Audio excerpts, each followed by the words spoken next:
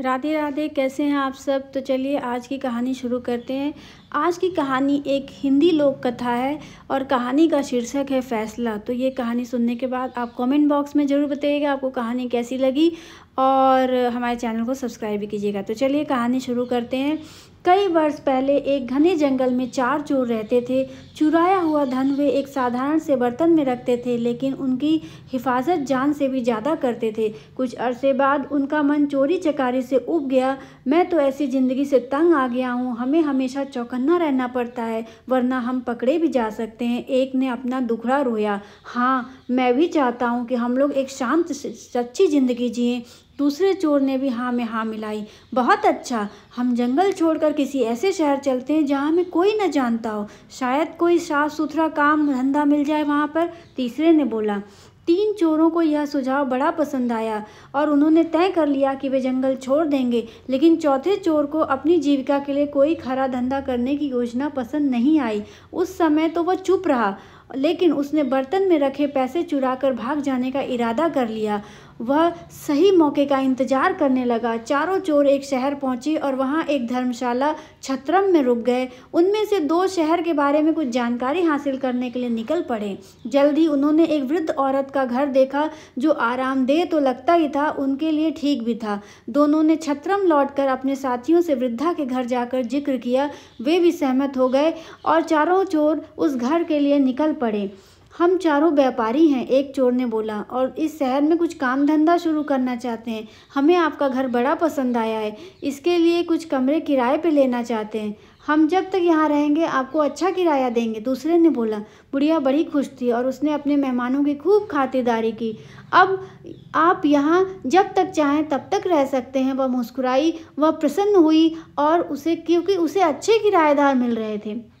चारों चोर पता लगा चुके थे कि वह बहुत नेक और सच्ची औरत है जिसे पराई दौलत का लालच नहीं है। इसलिए उन्होंने अपने पैसों में से भरा हुआ बर्तन जो है बुढ़िया को संभालने के लिए दे दिया, रखने के लिए दे दिया। कृपया इस बर्तन को ध्यान से रखिएगा, एक ही शर्त है, इसे देना तभी जब हम चारों चोर साथ मांगने आए।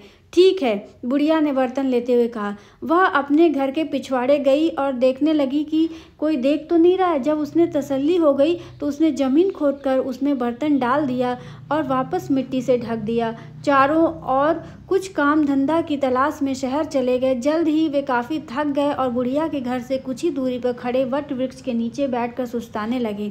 तभी एक औरत लस्सी बेचती हुई वहां से निकली। चारों ने थोड़ी लस्सी खरीदने का निश्चय किया। लस्सी बड़ी स्वादिष्ट थी। उन्होंने सोचा कि दोपहर के भोजन के साथ पीने के लिए थोड़ी लस्सी भी ले ली जाए, पर 3 चोर बहुत थक गए थे। लस्सी डालने के लिए बुढ़िया के घर से बर्तन लाने की हिम्मत भी किसी में नहीं थी। चौथा चोर, जो किसी ऐसी घड़ी की प्रतीक्षा में था कि झट से जाने के लिए तैयार हो गया, वह बुढ़िया के घर पहुंचकर बोला, मुझे मेरे साथियों ने बर्तन लाने के लिए भेजा है, लेकिन मैं तो यह बर्तन तभी दूंगी जब तुम चारों इकट्ठे आओगे। वह मना करती हुई बोली। उस चोर के दिमाग में एक विचार आया, मेरे साथी यहाँ से कुछ ही दूर केले के पेड़ के तले बैठे हुए हैं, आप खुद ही पूछ लें। उनसे राय दी। उन्होंने राय दी। बुढ़िया घर से बाहर निकली। उसने तीनों को पेड़ के नीचे बैठे हुए देखा। क्या आपने अपने दोस्त को बर्तन लाने के लिए भेजा है? वह चिल्लाई। जी, कृपया उसे दे दीजिए, तीनों चोरों ने जवाब दिया। बुढ़िया ने सोचा कि उन्हें अपना बर्तन किसी कार्य हेतु चाहिए होगा, जो उन्होंने अपना विश्वसनीय साथी भेजा है। उस चोर को फावड़ा देती हुई वह बोली कि पिछवाड़े से खोदकर बर्तन निकाल ले। इतना कहकर वह अपने घर के काम में उलझ गई। चोर ने बर्तन निकाला और चुपके से पिछले दरवाजे से भाग खड़ा हुआ। इस बीच उसके दोस्त चिंतित हो रहे थे कि काफ़ी वक्त बीत चुका है और अभी तक उसके साथी का कुछ पता नहीं। तीनों बुढ़िया के घर में गए। हमने अपना साथी एक बर्तन लाने के लिए भेजा था, वो कहाँ है? उन्होंने पूछा। तब उसने बोला, मैंने तो बहुत पहले ही उसे बर्तन खोदने के लिए कुदाली दे दी थी। उसने आपको बर्तन नहीं दिया? बुढ़िया हैरान थी। तीनों चोर समझ गए कि उनके साथी ने उन्हें धोखा दिया है। हमने आपको कहा था कि बर्तन तभी देना जब हम चारों आपके पास आएं। आपने हमारी बात क्यों नहीं मानी? हमें लगता है कि हमारे साथी ने आपके साथ मिलकर हमारा पैसा हथियाने का षड्यंत्र रचा है, वो बोले। बुढ़िया बड़ी दुख हुई। वे तीनों उस शहर के न्यायाधीश के पास गए और उसकी शिकायत की। न्यायाधीश ने फैसला दिया कि बुढ़िया की लापरवाही की वजह से तीनों को नुकसान हुआ है, इसलिए सारा हर्जाना बुढ़िया को भरना होगा। बुढ़िया रोती हुई घर लौट आई। इस बीच राजा और उसका मंत्री वेश बदलकर अपनी प्रजा की परेशानियां जानने के लिए शहर के दौरे पर निकले। इस बात का किसी को भी पता नहीं था कि बुढ़िया को देखकर वह रुक गए और उसके रोने का कारण पूछे। उसी समय आसपास ही कुछ लड़के खेल रहे थे और उनका अगुआ था रामन। बुढ़िया की दुख भरी कहानी उसने भी सुनी। भगवान करे उन तीनों को तुम्हारे साथ ऐसा सलूक करने का सजा मिले, रामन बोला। यह सुनकर राजा और उसका मंत्री बहुत हैरान हुए। उन्होंने रामन से पूछा, क्या वह इस मामले का फैसला कर सकता है? रामन ने आत्मविश्वास के साथ सिर हिलाया और कहा कि वह अपना फैसला राजा के दरबार में ही सुनाएगा। अगले दिन महल में दरबार लगा। रामन न्यायाधीश के आसन पर बैठा था। उसने चोरों की कहानी सुनी।